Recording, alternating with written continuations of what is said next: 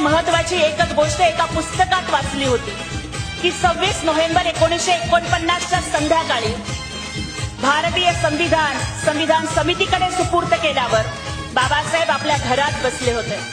नानकचंद रत्तूंनी बघितलं की बाबासाहेब एकटेच बसलेत, पण बाबासाहेब कधी रडतायत तर कधी हसतायत. रत्तू बाबासाहेबांजवळ जातात आणि विचारतात की बाबासाहेब तुम्ही रडताय कशासाठी? आज तर इतका आनंदाचा दिवस आहे, संविधान समितीला आपण संविधान सुपूर्द केलं, मग आज आपण रडताय कशासाठी? आणि जर तुम्ही दुःखी आहात तर तुम्ही मधूनच हसताय कशासाठी? त्यावेळेला बाबासाहेबांनी उत्तर दिलं की रत्तू आज मला माझी लेकरं आठवतायत, ज्यांना मी वेळेवरती औषध पाणी सुद्धा देऊ शकलो नाही. त्यामुळे माझी 4 लेकरं रमेश, इंदू, गंगाधर, राजरत्न ही अकाली गेली.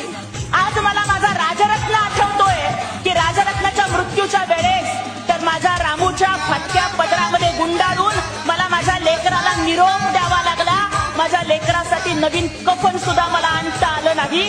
त्याचं दुःख वाटतंय म्हणून मी माझ्या लेकरांच्या आठवणीत आज रडतोय.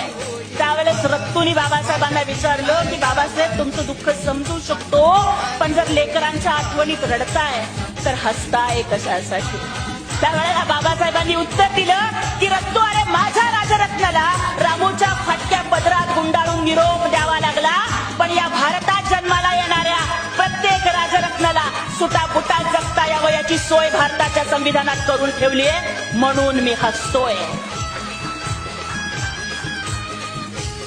रुतबा मेरे सर को तेरे संविधान से मिला है, रुतबा मेरे सर को तेरे संविधान से मिला है, ये अधिकार भी मुझे तेरे संविधान से मिला है.